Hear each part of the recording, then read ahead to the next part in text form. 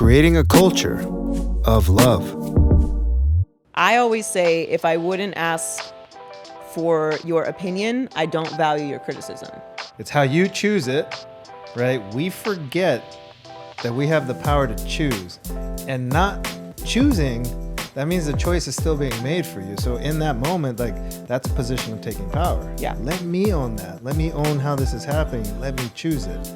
Everyone's going through something is a very cliche thing, but it's true. Mm-hmm. And what you see in social media and what you see on TV, and we say it over and over, like, it's not real.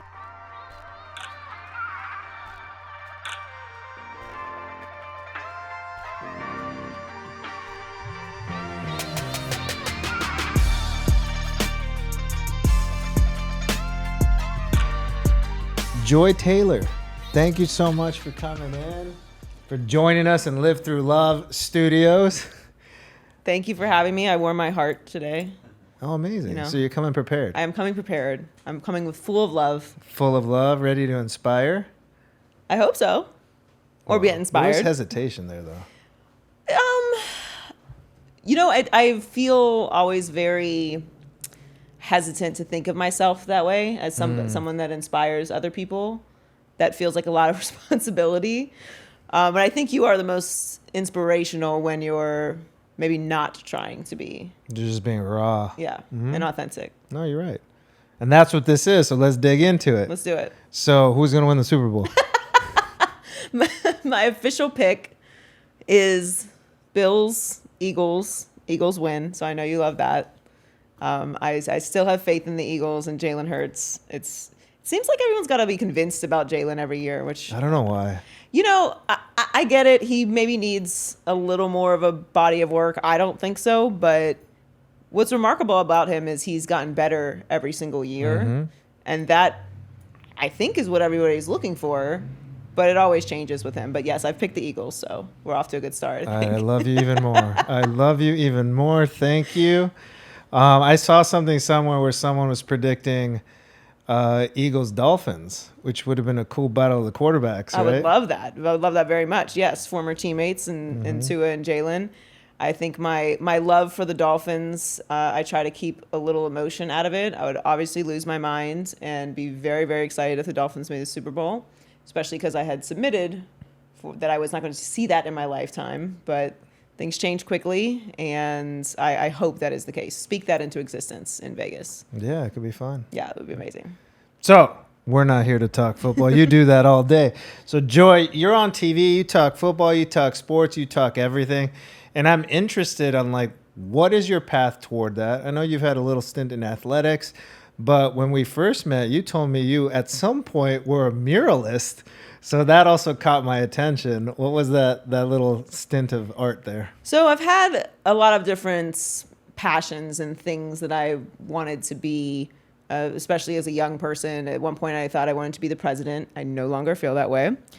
I think I could be the president, and at this point, I guess, other than being married, I have the qualifications to be the president. I'd vote for you. At this point, I don't think I'd make a great president, so I'm not going to do that anymore. But the president, I wanted to be an archaeologist. I actually went to school my freshman year of college studying psychology because I saw Gothica with Halle Berry. So I was like, somehow that looks like a cool experience. I don't know. We worked out some of those issues. So I've done a lot of different things, but I've always been very interested in art. I've always kept myself busy before iPads, painting, drawing, coloring as a youngster, and really got into. My first mural was in high school. I had an amazing art teacher in high school, and I asked if I could paint a mural in the art hallway. So that was my first mural, and I really fell in love with it. It's a different type of art to me, being a muralist, because it's public. Like, when you're doing something that's commissioned, or you're doing something that's a series that you want to create, and you sell it, or you put it in a gallery or display it at an art festival or something, it can come down. But a mural is up there. Like, everyone's going to have an opinion about what this looks like. So it takes a real extra little push to me doing murals. So I got into doing it full time because when I graduated from college at Barry in Miami, I had done internships in radio, which was the area of the business that I wanted to start in. 'cause this was a while back. Podcasts and YouTube and Twitter and Instagram Live and all those things were not what they are now. When I graduated in 2009, which was, of course, during a recession, so there were not many jobs in the business, and the job I had lined up disappeared because of the recession. So I found myself in art for various reasons, which we may or may not get into. But I worked as a muralist, a professional muralist in Pittsburgh and in Miami, and it was a very complex part of my story, but I really loved it, and it gave me a lot of confidence. It pushed me into some different spaces, introduced me to a lot of different things. I was part of the underground Art Basel emergence. Like, everybody goes to Art Basel now, which I love. I think is great. Anything that amplifies artists and creatives, I think is amazing, but it's so wild to see what it has become, because we were throwing these warehouse art parties with kegs in the back, right? In Wynwood, renting out walls for, $100 a month to artists, and to now see what it's become with all the corporate sponsors and the parties and DJs. I think it's amazing, but it's funny that my story took me through that chapter of, the city of Miami and many, many other things. So yes, in another lifetime, I was a professional artist as well. Awesome. Well, I mean, you have that signed agreement. You already told me you want to come help on something, because I could use some help on something. I would love to do it again. It's been a long time. So if you will have me, I will be there. I trust. I'm going to follow your lead, but I can paint a wall in between the Sharpie lines, or it'll be good to go. The lines. So there is something about that, because I say and I started straight from murals. I didn't start like hidden canvases or this and that. And I have that whole story. And in 2009, I was pulling myself out of bankruptcy, going into finance. You were going into art. This is a weird time for all of us. Right? It is. But there's a vulnerability, right? Every time I put something out there, I'm like, what's my heart out there? How's it going to be taken in? But that's also like what you do now. You're going on TV.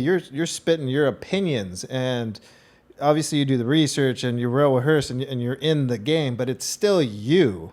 So in a world of like media, spitfire, something going at you, now we're in this whole social media world. How do you start dealing with the negativity? Well, I think you have to decide how you're going to deal with it. So when you're a front-facing person in any business, it's just a reality that's going to come with it. There is a balance to life, and none of us really like to pay attention or give any energy to the dark side of things. But there is a dark side of fame. There is a dark side of putting yourself out there. There is criticism. There is opinions. And so for me, how you choose to approach that or manage that is very important, because you're not getting around it. There's going to be people that don't like your work, that don't like you, that don't like the sound of your voice, they don't like how your face looks, they don't like how you dress, they don't like your hair, they don't like your skin color, they don't like your teeth, whatever it is. And it doesn't matter. Now, we can boil it all down to the only people that really matter are the ones that sign the checks, which, is an easy thing to say, because it's true. Like, their opinion is really, if you're doing this as a profession, the only thing that matters. But of course, it's not nice to hear negative things about yourself, and especially when it's something that you're passionate about and you work hard for and you put yourself out there and you get crushed. It's normal to feel bad about that. But you have to manage how bad you feel about it. And so everybody has a different threshold. I have a very, very, very high threshold for dysfunction, for negativity, for criticism. And that's probably just the way that I'm wired from growing up in an abusive household, growing up in sports, dealing with, shit talking on the field or on the court or whatever. But also I came up in radio, and sports talk radio. I always say the love language of sports fans is hostility. That's how we talk to each other, right? If you come from a big family, it's kind of similar to that. We just yell at each other, and you come from a small family, you're like, oh my God, what's happening in here? Like, what's wrong? She's in the other room. I need to get her attention. I'm not going to get up and walk in there. So there's all these different elements to it and factors. But I think whoever you are and whatever business you're in, deciding how much you're going to intake, because you don't have to take it in all at all. You can just put yourself out there and not pay attention to any of the criticism. But how you manage that, how you use it. Do you use it for motivation? Do you use it to keep you humble? Do you not pay attention at all? Are you a little self-deprecating, so you want to indulge? Yeah. There's all these different ways that you can do it. For me, I really only pay attention to wanting to stay human, because I'm talking about other people who are doing incredible things. And it's an honor, really, to be able to talk about sports and professional sports and college sports and just athletes doing these achieving these incredible feats. And I get to give my opinion about it. Yeah. But I always want to remember these are human beings that I'm talking about. So I never want to lose sight of that, because sometimes we can get into our own egos and I want to be right about this. But is being right about this the best thing for other people? Right. And so that's sort of how I manage all of it. That's well said. And there's two things that stood out there for me. It's how you choose it, right? We forget that we have the power to choose, and not choosing, that means the choice is still being made for you. So in that moment, like, that's a position of taking power. Yeah. Let me own that. Let me own how this is happening. Let me choose it. And that's that, that's that reframe on the opportunity. The second thing you said that landed really well, because I have this human mural, and I'm this big proponent of, we keep adding labels and creating more divisiveness. And like, can we just remember that we're humans? Okay, you have all these other things that come with you. Cool. But if you only throw that baggage at me, I forget that you're human. We don't even get to the point of like, hey, you feel pain, I feel pain. We're not pawns. And especially in the sports where we forget, because I hear people talk about athletes all the time. I played fantasy football before. You're like, these are human beings. These are fathers. These are mothers. These are children. These are people that feel all these things. And I think sometimes the jadedness comes like, yeah, but they're getting paid millions of dollars. That doesn't, so what? Right. So what? That's their profession. And the professional part of it, and even the college part now, because college sports has exploded so much as well. And they're not professionals, although they are allowed to get paid now, which is nice. They're not all getting paid.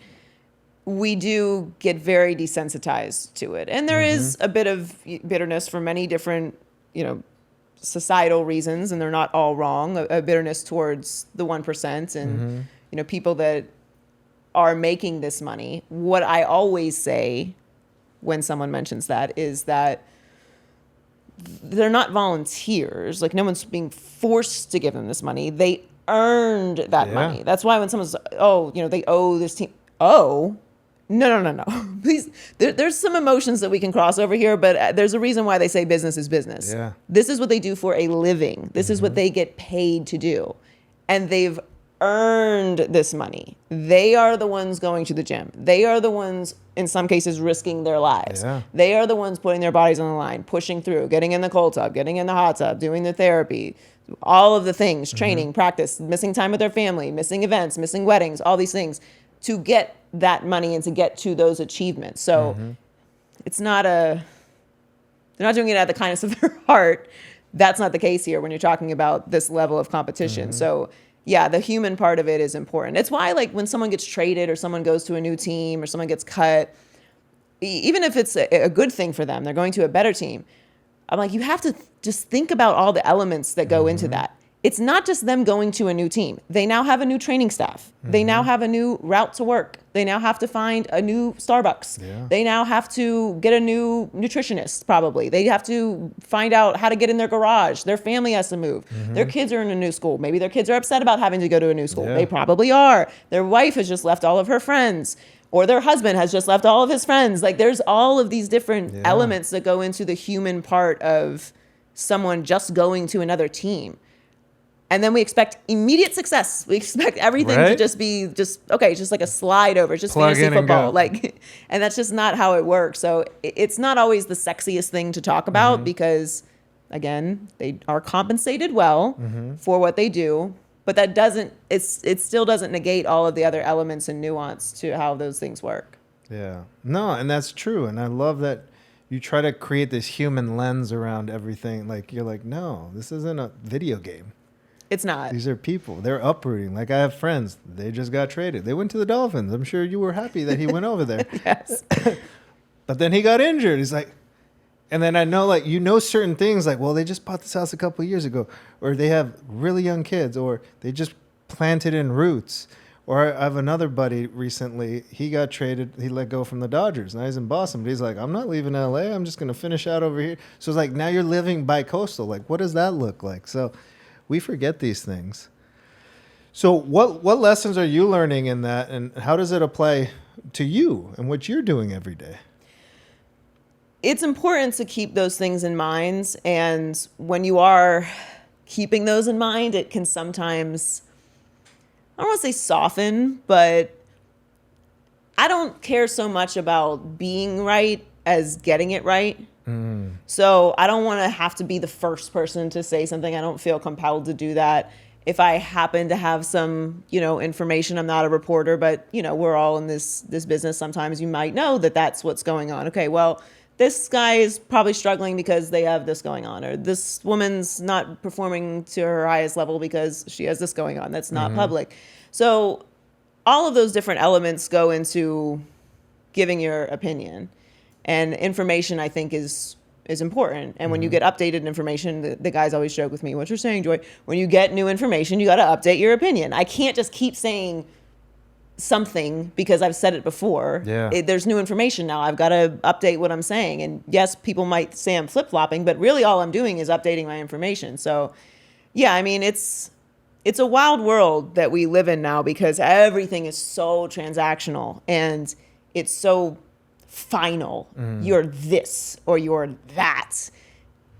And nothing is this or that. Nothing in life is this or that, particularly something that is creative or is competitive and is about passion. So it's interesting because that doesn't always match up with having the strongest opinion. Yeah. Sometimes I'm like, I don't have an opinion about this. I don't know yet. Yeah. And that's always not the most flavorful. It's not the most spaces. flavorful, but it's actually one of the most powerful places to come from. Because sometimes we're like, I don't have the answer to that. Let me come back to you in a few days. That's taking a knee, being humble, but like, I'm going to go seek the information and get you the answer instead of saying, no, this is what it is. But you said, am I trying to get it right or be right? Brene Brown has that quote. And that resonated because I've been recently hearing that. And like, how many times am I trying to be right? And my biggest struggle internally is like, I just want to get it right, but it could come off as trying to be right. Right. And there's a fine line with that because that's a very egotistic place to come from. Well, it feels good. Of course it feels. That Oh, it feels so good to be right. It feels go. good to be right. And I'm not devoid of ego. And there are some times that I've been super duper right. And I will not lie, I hold on to those moments come back with a very t-shirt dearly. that They are says- big trophies of mine, and I do brag about them, but it's just an egotistical space. Yeah. And it's probably not right, but it feels good to be right. I told you this was going to happen. This is what I said was going to happen. Look at you now, or look at us now. Yeah. And even if it's negative, even if we're in a bad spot, and I said this was going to happen, it's such a weird satisfaction. Like, who cares that you were right? Now we got to fix this. So great. Congratulations for leading us here with your energy. So it's a constant ego battle with that we all deal with, though. Yeah, and that banter. So how has that formed your opportunity to take in feedback and create opinions or take in others' opinions? Because I think, especially in this space, and I want to go into taking offense, people think we're offending them all the time. And we can't actually offend someone. We could take offense. I could choose to take offense from what you just said. Or I could tell you, hey, I'm trying to offend you. But at the end of the day, that's us giving our power away. Yeah. Offending people in that whole conversation is very complex because there's this permeating idea of like PC culture and cancel culture, and you can't say anything anymore, and you're always offending people, and you always got to walk on eggshells. Yeah.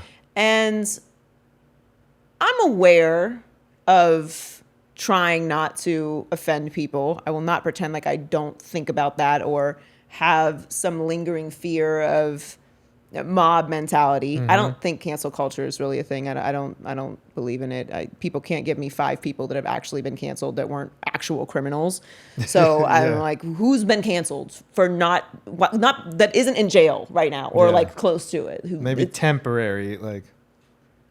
Most of the people that they say are canceled are currently still working and in my face. So I don't know what this is. Yeah. There is a difference between consequences and being canceled.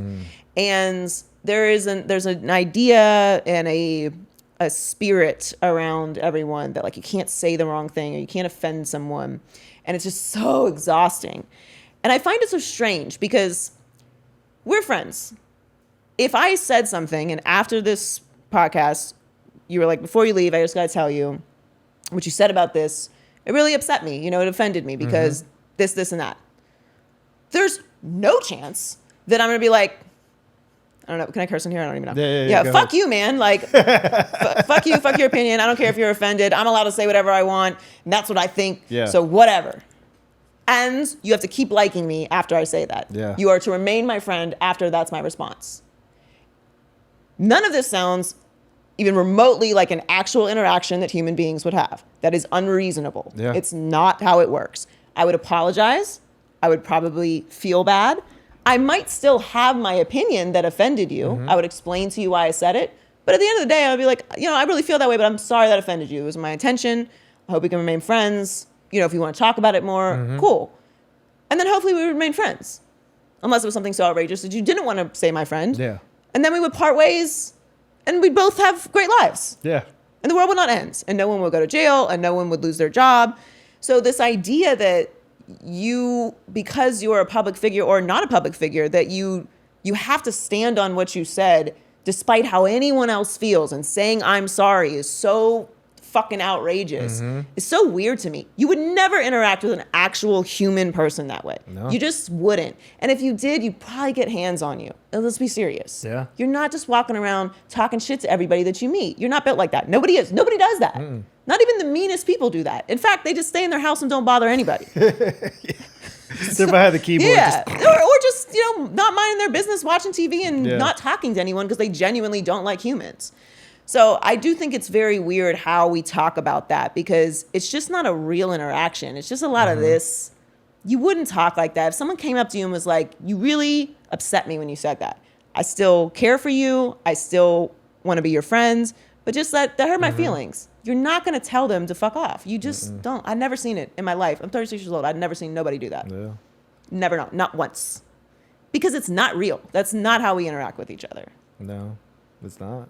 And but it's such a hot button. When did it become our responsibility to be worried about offending the world, right? When did it become our responsibility that we had to be careful with our words when we're just being normal? Like you're saying the same. We're not running around saying we're trying to insult people and take unless you're like broken. Right. We're not talking about the guy on the corner yelling expletives at you crossing the street. But for the most part, you're true. Like, and all of us are just trying to live our lives. I mean, I think mob mentality really played a massive role in it. And it's fair. Like we've all experienced bullying at some point in our lives, no matter who you are, we've all experienced it. And we feel that pain of being helpless and being the target and being everybody's like this on us. And it's a bad feeling. And especially if it could affect your livelihood or affect your family or affect your relationship. So I don't think that we should operate from a space of no consequences. There are consequences to everything that we do. Every choice we make from the moment we wake up in the morning and the time that we wake up in the morning till we go to bed at night, everything has some consequence, positive, negative, whatever.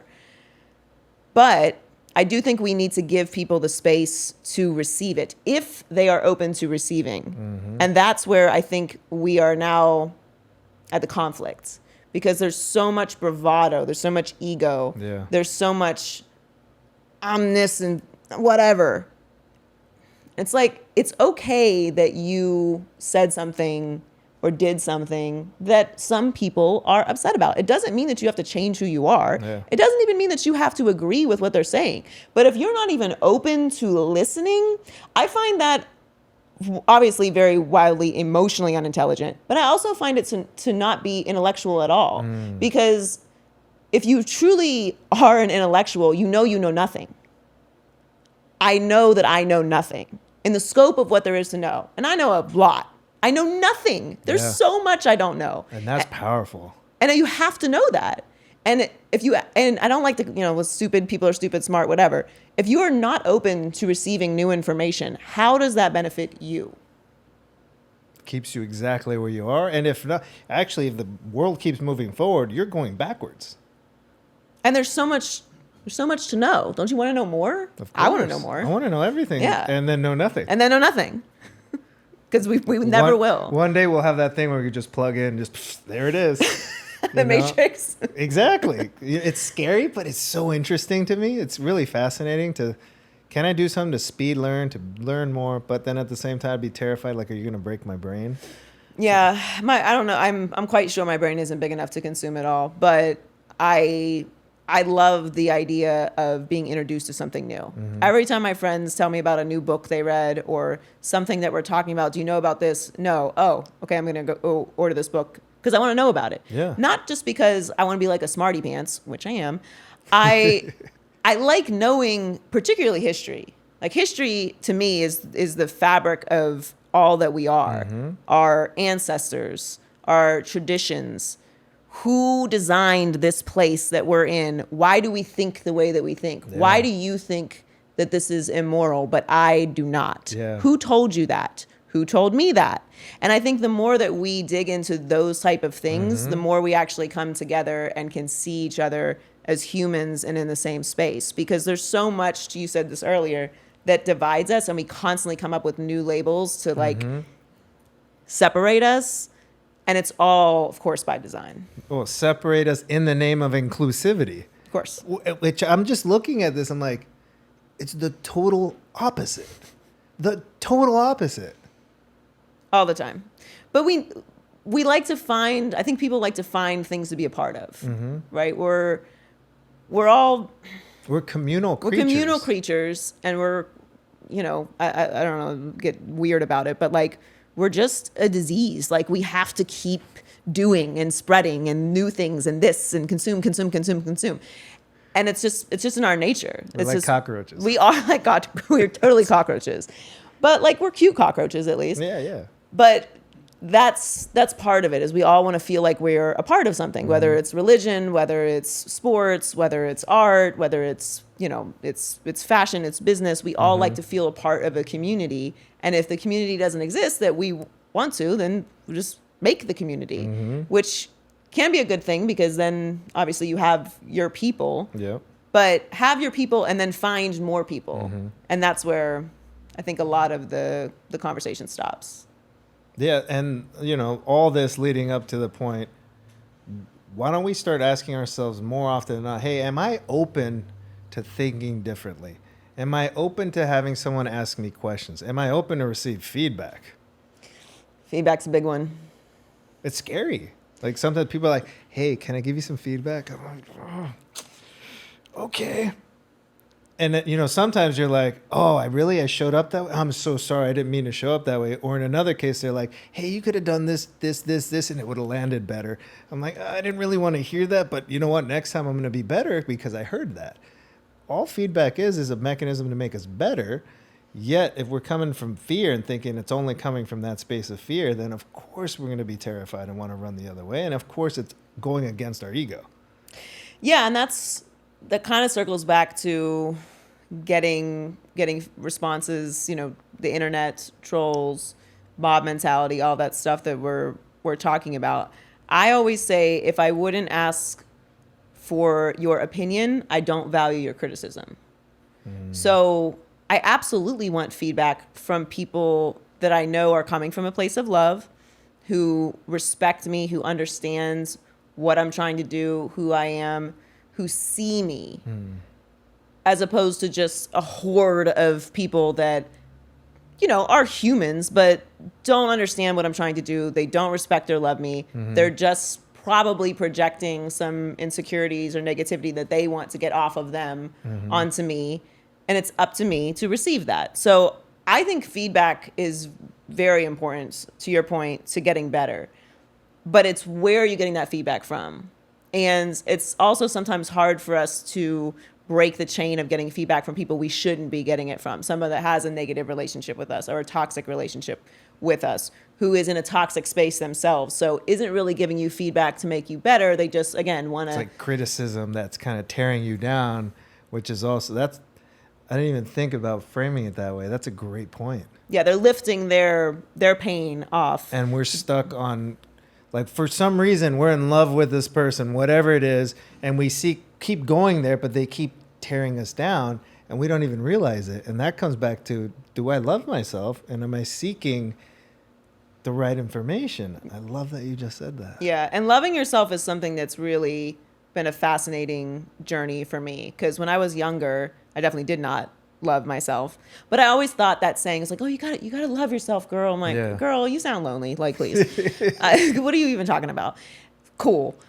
But it's now that I do, I'm like, damn, I wish I could just like inject this into my younger self. And I want to project that to other people, because it's really not as fanatical as it can sound. Like, loving yourself doesn't mean you have to be single for the rest of your life. Nope.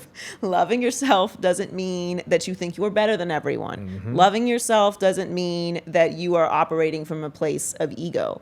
It's actually the kindest, most generous thing that you can do for everyone else. Yes. Because if you love yourself, you're going to treat other people with respect, because you don't feel the need to dim your light or dim their light so you can feel good. Loving yourself means you can show up for people because you're not doing it from a place of guilt. If you can't be there, you will say, hey, I need a little space and need a little time so that I can show up fully, so that you don't go and then further damage that relationship. There's so many levels to it, and it takes a lot of work, especially if you come from a place of a lot of trauma, but it's so worth it. And the whole world is like so bright and full, and bad situations you can feel and consume and process, and good situations you can feel, and peace you can feel.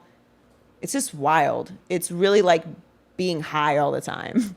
No, there's that freedom, the confidence, and there's a contagion or a magnetism around it, and you start attracting people that also do the same thing, and you're like, hey, how you doing today? Hey, instead of like over here, like, how are we going to escape life right now? I hate my life.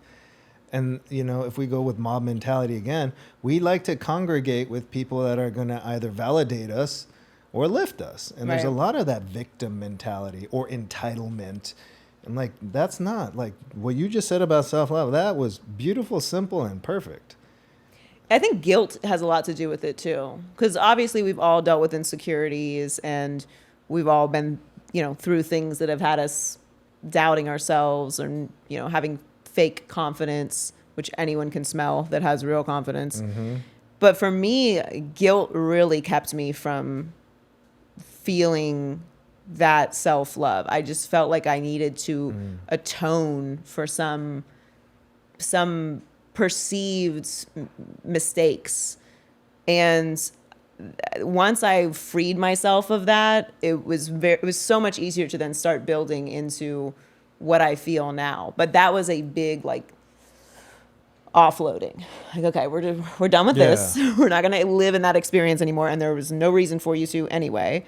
But especially as a woman, I think there's so much in society that programs you to, you know, if you have a religious upbringing, which I did, it's like, okay, like, everything is wrong. And you should feel bad about every normal thing that you do.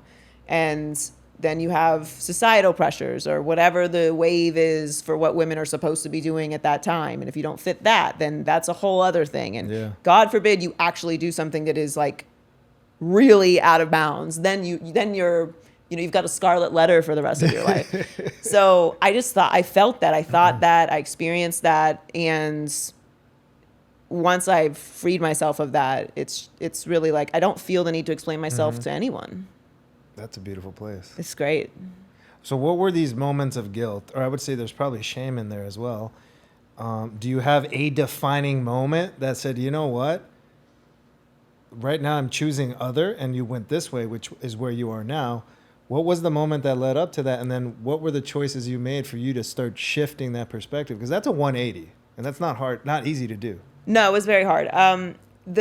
So I grew up in an abusive household, and from my very first memory in life, I have had some variation of abuse around me, whether it was physical or emotional or financial or mental or spiritual, sexual, just all spin the wheel, whatever it lands on at some point in my life. So I always felt incomplete.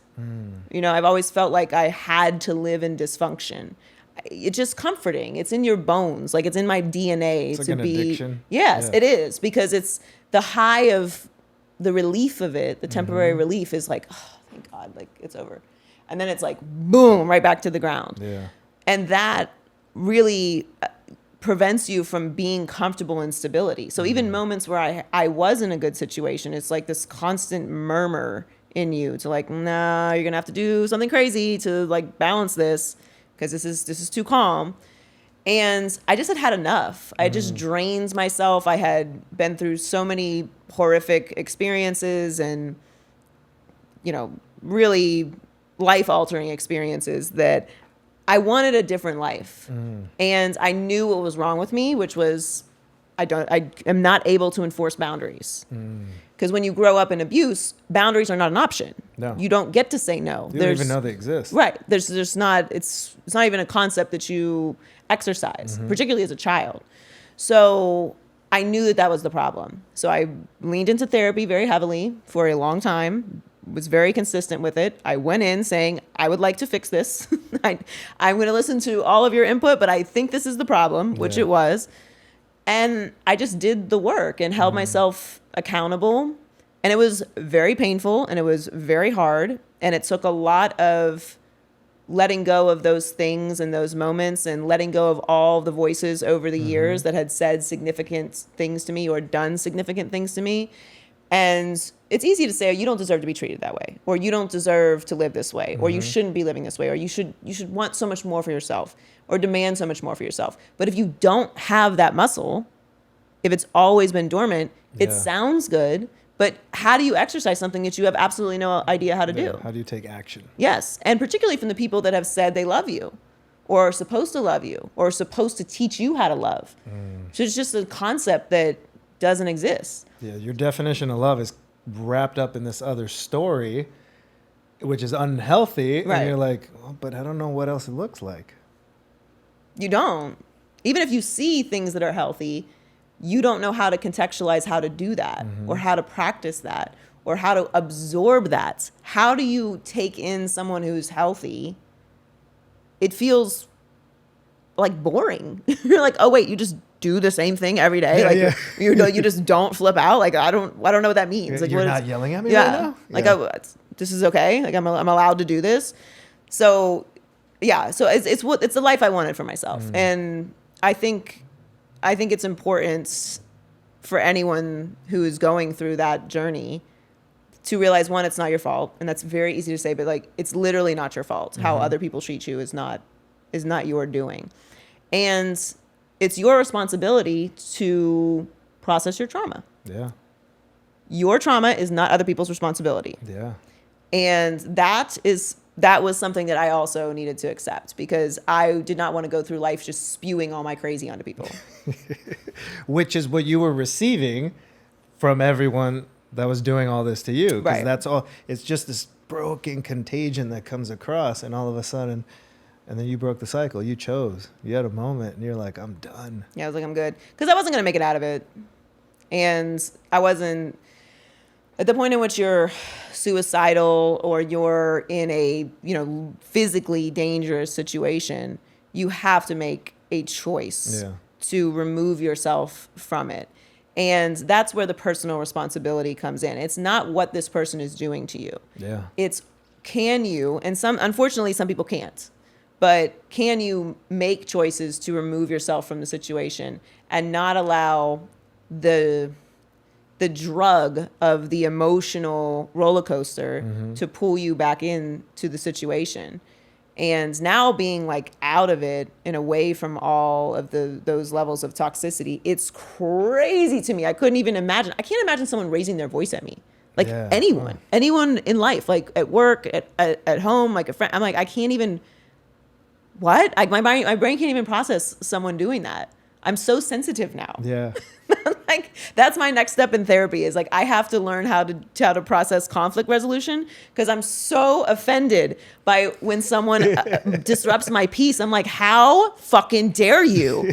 And I'm like, okay, that's not, now we have a new problem. Yeah. Like now I need to figure out how to like help process that in a healthy way because I get like, so mad. Overcorrect. Let me go back to neutral. let me figure this out. I have a new muscle I need to work on. Mm-hmm. But here's the truth with all of this, right? Like, first, congratulations. That's amazing that you made this choice because many of us don't get to that point or it's too late, right? It takes some cuts. So that was courageous of you to do that. But it doesn't go away, right? We always have to continue to choose to do the work. And hey, well, what's the next problem? Because we're humans. We make up meanings out of everything. Like, and it's not to say that we're broken. But it's to say, like, these are our operating systems, and how do we reframe, reprogram our limiting beliefs, our stories, our narrative, because this voice is going on. And that previous voice is, I am this, now becomes I am this, but then, oh, you might have gone too far this way. So that's why we say it's choosing it, choosing it, choosing it. So what are you doing now do you ever catch yourself, like, going back to that old joy? The unjoy, and do you do things to move forward? Yeah, I do catch myself. That's like I just said, I caught myself. I've never considered myself someone who has a temper, although I'm sure that people would disagree. But I have a long runway, right? Because of my ability to process dysfunction and be comfortable in it. It would take a lot for me to like really flip, which is not a good thing. Not that it's good to flip immediately, but you can't wear yourself out also. So now I'm so sensitive to people stepping over a boundary or doing something to disrespect me or doing something to try to hurt me. I'm so like, I did so much work, don't make me go back there. It's like a rubber band, like it's dying to go back. Out. So I have to now find a way to step back when someone does that, when someone is a disruptor, and just allow them to exist in their space. Okay, let me take a few moments and decide how I feel about this. And maybe I am mad and I'm gonna let you have it. Or maybe I'm seeing why you're acting this way. Or maybe you're not somebody I'm ever gonna have to deal with again. So let me just allow you to have your little fit and then I'll move on and I'll, talk about it over a glass of wine with somebody, but I'm not going to allow this to consume my life. Yeah. So I think because I was in survival mode for so long, I knew how to deal with constant conflict because that was all that was happening. Okay, cool. This is happening. Great. I'm going to do this and make sure that this happens so this doesn't happen again. It was just constantly managing conflict. When there's no conflict and then something comes up and you're in that peaceful state for a long time, I was like a baby. I'm like, like what's happening? Yeah. My world is ending because I don't have that. I let that go, which is a scary thing to do. But now I have to develop a different way to deal with conflict, which is my current journey. And we're all on journeys. Like you said, we're always choosing to not be the old person. We're always choosing to put ourselves in more positive situations, choosing to grow, choosing to learn, choosing to be more patient, choosing to do all these things that will make us more full and make the experience for people in our lives and around us more full. But it is not easy. No, and there's no arrival line. We haven't arrived. Where's the finish line? It doesn't when we're not here, when we're not breathing. Yeah, I don't think there is. But you've read The Alchemist, I'm sure. Yeah, great book. Yeah, that's the point. And I think for me, I love that book, but the book means more to me now that I love myself because I can appreciate every day and every experience and every moment because I know the destination is not the important part. It's what happens. The journey. It's the journey. It's your experiences. It's your memories. It's the good times and the bad times. I mean, we can look back on stories where, you were bankrupt and I was in a shit situation, sleeping on my friend's couch.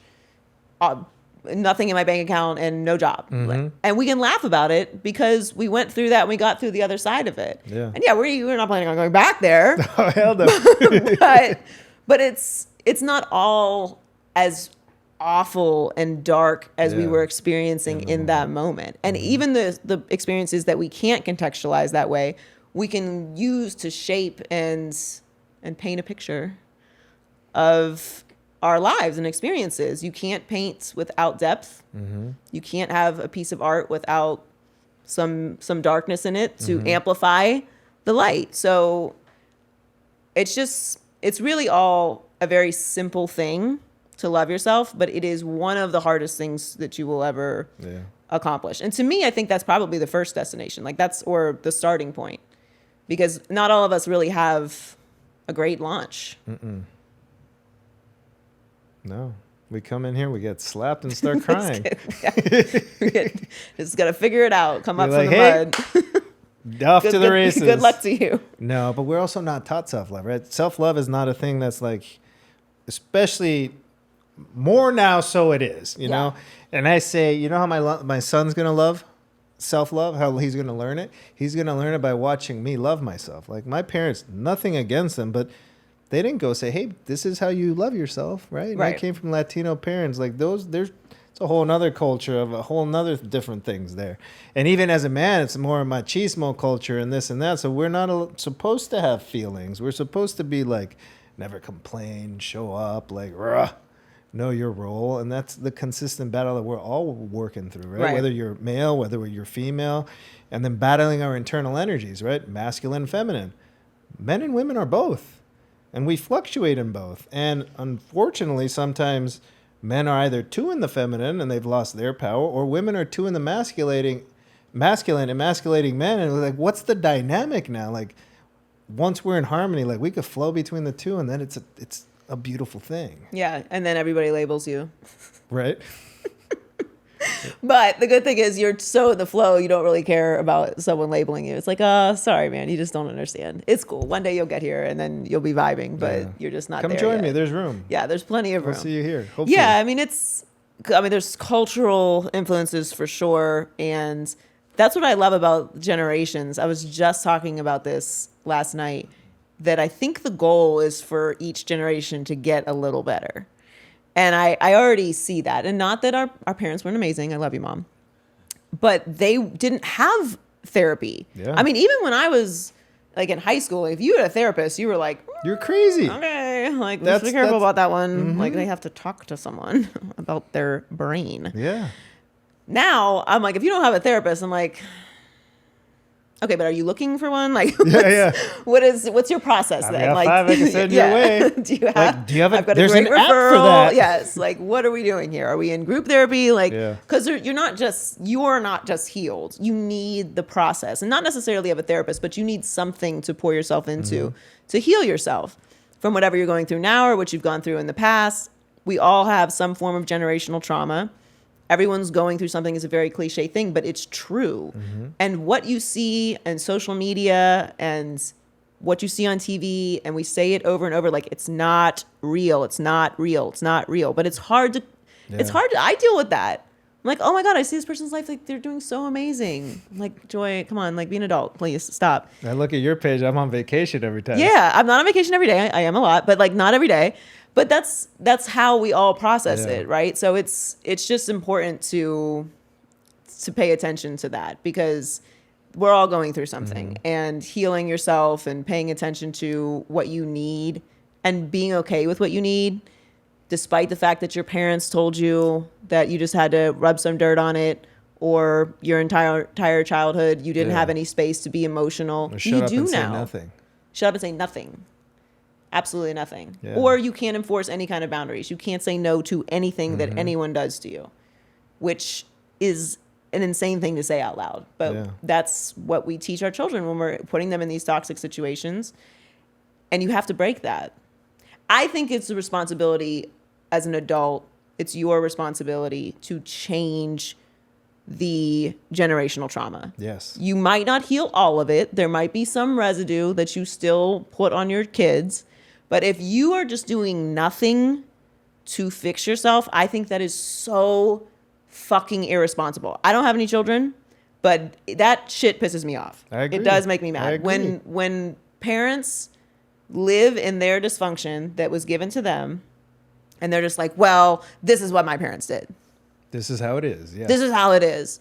Like, cool. So you would like your children to have that same type of emotional experience. How did that work out for you? You're doing great, by the way. You know what? And I'll co-sign what you just said, because prior to having kids, I would think those similar things. Now that I have a kid, I'm being right about some of those opinions, right? But I also think my child will never owe me anything. My job is to elevate him to the highest level, keep him as innocent as possible, as long as possible, because the world's going to take his innocence away. For sure. And me be the best person I can be through example, so that he can learn from it, because I can just tell him shit all day. And one day he's going to be like, I'm not going to listen to you, Dad, and do the total opposite thing. For sure. And the other thing we like to say is like, well, I'm not going to be my dad. I'm not going to be my mom. And all of a sudden, guess what you are? You're a mom and you're dad. And that's being put on the kid. So like, I agree.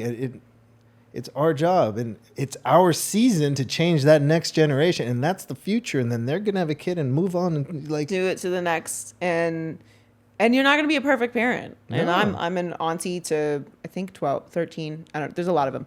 But I felt a responsibility at some point when I finally grew up to be an example for them. And not a perfect example, because I'm not a perfect person. But I don't want you to see me hating myself or in this practice or cycle and think that's what you are going to do, or that this is acceptable, because it's not.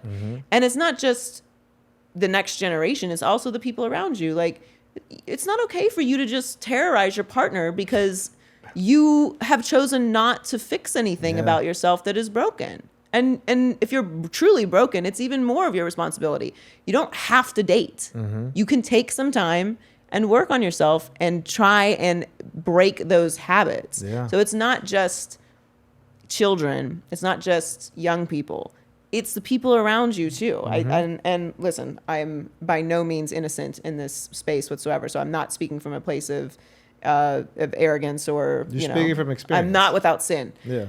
And I never will be without sin, because I had so much to resolve. But man, so many people have just plopped their whole bucket of trauma onto me. And it's like, wow, all this is my responsibility now. So I can't even just exist in my own shit. Now I have to help you heal through all of this. And every time you do something, this is your excuse. And it's just like, you can have such healthier and happier interactions with people if you value yourself that way. And what's a better investment than yourself? I don't think it's anything else. I can't think of it. But what you're saying, like, we do so frivolously throw our shit around on everyone else and say, here, take responsibility. I don't need to do it. I'm like, are you kidding me? And then I've been in relations where I'm drowning over here. I know I'm not the bad guy, but why am I the bad guy? Yeah. And that's not my thing. Like, early on, this one girl that, crushed my soul, and she just didn't know how to receive love. She didn't love herself. It wasn't anything I did wrong. It wasn't me. At the time, I didn't know that. I was just devastated. But I learned, and looking back now, I'm like, I could look back and then say, oh, this is what happened here. I can learn from, I forgive her, whatever. I'm not holding any grudges. It's my responsibility now to learn from that and continue forward to find the next person that's not going to take my heart and smash it. Because ultimately, it's our fault our hearts are getting smashed. Sometimes. I mean, I think you can have your heart broken just because someone... When you're repeating the cycle. When you're repeating the cycle, yes, for sure. For sure. I mean, you can be manipulated and taken advantage of. It happens every day. Oh, yeah. But yeah, when it's a cycle, then it's... And that was really for me. I was like, okay, I'm having too many of these very similar experiences. there are definitely bad people in the world. And I don't really like to say that because there's good and bad. There's lots of nuance and gray in between. Someone may have crossed me at a bad time and they think I'm a bad person. Yeah. We have our moments. We have our moments. But there are truly people out there who are narcissists and manipulators and just their souls are in a bad place and they will damage you. Mm-hmm. But if you're constantly with that person in different versions and different timelines, it's your turn to break that. You have to give yourself the equipment to know this is a narcissist. No, thank you. This is someone who doesn't love themselves. No, thank you. Yeah. This is someone who is looking for constant validation because they have no self-worth. No, thank you. Because what will happen is you'll get into that situation again and they will start to feed off of the positivity that you're bringing and start convincing you that it's your fault. And because you're an empathetic person, like, no, let me help you. Let me fix this. But you're never going to fix it because it's not about you. And that's how those situations and those cycles happen. And if you're susceptible to whatever kind it is, and I had a very specific kind, then you have to find a way to give yourself the equipment. And that's just really what I didn't have. Yeah. It's like you can see red flags and be like, oh, well, that doesn't feel great. But maybe it's just a moment. And it's now like, I'm like, no, it's that, keep that over there. I'm good. No, and I'll preface it. This isn't just romantic relationships. This is No. business relationships. This is friendships. This is teammates, people you work with. This is all around Family. Family. That you got to cut out your family. You're born into it. It's not chosen, and then you can create the family you choose. And sometimes that's also looked at taboo. They're like, "But I'm your blood." I'm like, "Yeah, but it's not working for me." Like, I'm sorry. That's really hard for a lot of people. It really is. I don't have the same, I guess, obligation in my bones for that. I'm very well equipped to be like, I'm good. But I do understand why it's very difficult for people because you share blood. You know, it's not like a small thing to say, I'm not going to speak to you anymore. I'm not going to help you anymore. I'm not going to be involved in this anymore. But again, you can really let your family ruin your fucking life. And if you don't set the boundaries to say, if you want to be in my space, there's a certain way that you have to treat me. Some people will just do that. And just because they're family, I just do not feel that you are obligated to allow someone to consume you just because this just was the happenstance that you were born into. Like, this is just the circumstance that you didn't choose. Yeah, and that choice, that comes from love. And guess what? That's actually loving both sides. Yeah. It's not just you loving yourself, which is the most important step one, but number two, it's you doing the most loving thing for that person because you're also obviously triggering something that's there. And hopefully in the distance, in the silence, they go and seek what they need for you guys to come back together. Sometimes it happens. Yeah. Sometimes it doesn't. And you have to be okay with that also. I think that's something else that was really hard for me is I had this, I don't know, like I guess a fear of loss. You know, like if this feels so final. Like if I let this person go, am I ever gonna feel the good that I felt in this situation? Yeah. Like the happy that I felt in this situation is that I'm never gonna find that again. And of course you always do, but you convince yourself that it's like this emotional attachment that I have to my, cousin that I grew up with and spent every day with as a child, like the happy memories that we have. But now they're treating me poorly and they're draining my bank account and they wrecked my car and they didn't deposit the rent that I gave them and they're like literally ruining my life. Am I ever going to have a friendship like that again? Like this person that I have all this memory and this equity with. Yeah, you will. And it's okay that this person is on a different journey than you. One of the biggest things that I had to process was ridding myself of feeling ownership over people. So it's like I'm very hesitant to be like mine. Like, yeah, you're mine. Like it's a cute thing to say, like, oh, mine, But when you really start believing that someone belongs to you and this is a permanent situation and this is forever, and we use these big, big words because they're very romantic and they feel very good, and like this person will always be my best friend. This person will always be my lover. This person will always be my partner in business. Like these long-term, very infinite words. Yeah. And then when someone decides or naturally goes on a different path, it feels like the end of time. And it's very hard to process that change when, in fact, it was always meant to be. You are exactly where you're supposed to be. They are exactly where they're supposed to be. So breaking myself of that attachment, I don't know what the word or terminology is, like this syndrome of like, this person is mine and like, it has to work. That also freed me from a lot of trauma and obligations and boundary smashing and all those things, because I'm like, it's okay. Like, we had this path and this is where our path ends. And I can have good memories of you or bad memories of you, but they will be the experience, and I will have new experiences and you will have new experiences. And hopefully for both of us, they're great, but I'm not going to continue on this destructive path just because I feel like we belong to each other. Yeah. In whatever capacity it is. No, it is attachment. Yeah. But it's interesting because ownership, and I relate to what you're saying right now, but then there's another thing. Because we think we own our children. That becomes a thing. You see this in sports now too, right? Yeah. The father's like, I'm going to live my glory days through my son, and let's say they don't make it or they fall out of love with the sport because they're like, my dad was like pounding me, like, I'm not doing this for him, I'm out. So like, you see these things, but we don't. My child's here on loan. God blessed us. He chose us, and like, to be the vessel to take him onto his own journey, and that's it. Like, I don't own him. You know, there's a little biology and some chemistry and chromosomes and DNA, and he's part of me, and that's my walking little heart. But like, he's his own little dude. He's his own. Even now at 2.5, he's like, nah, yeah, he's learned no. Yeah, when he doesn't want something. But Yeah, of course, he knows all the things. That's a master manipulator. Those children, the little toddlers, are master manipulators. Oh yeah, they got the whole world in their hands. Oh yeah, for sure. Yeah, you do see it a lot in sports. You know, I have I don't want to say a bad relationship. I have no relationship with my father. So I don't feel like I have two parents. I have a great relationship with my mother. But so I think my own experiences kind of shade when I see that, because I'm like, it's always a positive thing.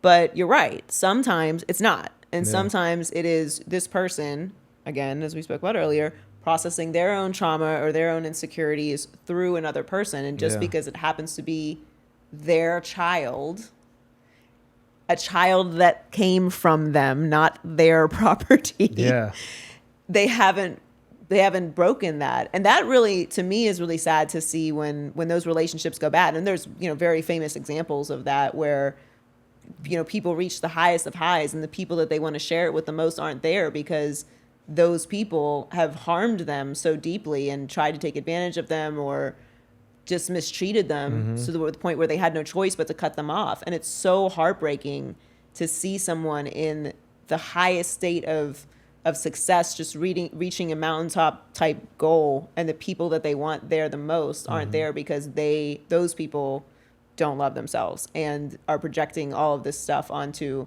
this person who just has this gift. Yeah. And which is something that we all have, just some of us are touched. Yeah. And that's always heartbreaking for me to see, especially in sports, because those moments are so fleeting. I mean, just like winning a championship, being the MVP of the finals or the Super Bowl, like, man, we always think the greats are going to do it every single time, but that could be the one thing. And to not have the people there that you want to have there it's a lot. Yeah. A lot to see. No, it's wild. It's like moments of greatness, and to looking around, it'd be great to have it all from when you were a kid. Like, everybody's there to see this moment. Like, my whole life got me to here, but sometimes you got to see, look, who's there is actually, that's all that matters. And let's just be present in that moment, and let's go from there. But yeah, it's a beautiful thing. Also, on the other side, how we as fans glorify and like put people on these pedestals. Like, let's use Will Smith, for example. He had a human moment. It was all wrong. Everything about that was wrong. Clearly, who's going to condone that? But like, can we forgive the man for being human? And can you blame him for being human? Yeah, he needs to go do some work. This isn't what it's about. But like, all of us have these moments. He just happened to be in the spotlight on a really big stage. Well, yeah, I mean, that's that's what it is, right? Like we all have these moments, but all of our moments are not broadcast all over the world. Exactly. So let's have compassion and empathy. Literally, I was in Paris when that happened, and I was like, it was on everything in the airport, just on repeat. I was like, wow, this is really international news. Like this is happening. Yeah, everybody who's in the spotlight, their mistakes are magnified, and they seem all the worse because of it. And I think that's part of the reason why people have that attitude towards cancel culture, that there's almost like an overcorrection. Like, okay, we're not going to participate in any shaming whatsoever. We're not going to hold anyone responsible for anything because it is wrong to drag this person for something that we've all done. We've all had these awful moments. We've all made terrible mistakes. If all of our mistakes were spread out for the world to see, no one would talk to us. No. So there's a bit of an overcorrection where it's like, don't say anything about that. That to me is always the conflict. I don't think that we need to punish people to permanence unless there are a few isolated incidents where I obviously disagree, and we'll talk about that another time. There are exceptions to this, obviously. There are. I think they go without saying. But these human moments, there has to be some redemption because we all ask for them. We all make mistakes. We all hurt people. We all make bad choices. And how do we allow the space for people to come back from that? And honestly, I think that if we were transparent, most of us are pretty forgiving and forgetting. We get a little tribal with stuff, and it kind of sets in your spirit to like dislike this person. The pushback I have on all of it really is I'm not obligated once I learn something new about you to continue to support you or like what you produce or what you do or any of those things. I don't have to hate you as a human, but if you do something that really I strongly disagree with that action, it doesn't mean I'm canceling you if I'm like, I don't like that information, so I'm going to pivot this way. Yeah. Maybe you will better yourself, and I hope that for you. But that doesn't mean I have to continue my fandom or my support or my money in that direction. And I think that is really where we need to get, is that obviously people would not think highly of me if they knew all my sins. And I hope they don't. But I wouldn't also be able to be angry at someone if they were like, yeah, I don't like this person anymore. Yeah. That is the consequence of choice. That's why when we do something that we know is wrong, we don't walk away from it like, we were like, I shouldn't have done that. Hopefully no one finds out about that. I hope no one tells anybody. Because we know that how people would perceive us if they knew what we did. So that's really where I think we need to meet, is like, okay, yes, obviously there needs to be redemption, but there needs to be an understanding from all of us that our choices have consequences. And sometimes if they hurt people or if they affect people, those people might not support us anymore. They might not choose to participate in what we have to offer. And that is the consequence of choice. The hidden consequences are even bigger that we don't even realize. For sure. And there are consequences that we could never dream could spiral out of it. Yeah. But sometimes it's a good thing. No, for sure. And we grow and learn from it if we choose to, which then we can evolve and move forward and become better people. Right. Which is the hope. We hope. We hope. Which is the hope. So this has been awesome. Thank you so great. much. Thank you. We are down to the final question. Okay. I'm ready. Tune in the Jeopardy music. I think I'm ready. Okay, Joy. There's no wrong answer. So okay. There's only your answer. Joy, how do you define living a life through love? How do I define living a life through love? I think it's loving yourself. I think that, like I said earlier, there is an idea of selfishness or ego attached to the idea of loving yourself. But if you are truly operating from a place of love, the person you can and should love the most is you. Because if you do that, you will not step into spaces of fear or hate or toxicity so easily, because you have confidence, you have an inner peace, you have a direction, you have boundaries, you know what serves you at the highest level so that you can serve other people. You're not going to drain yourself and then try to be everything for everyone else. So living a life of love starts with yourself. Yeah. And it's a very hard and long, painful journey. But it's where, to me, everything in love, true love, real confidence, agape, Yeah.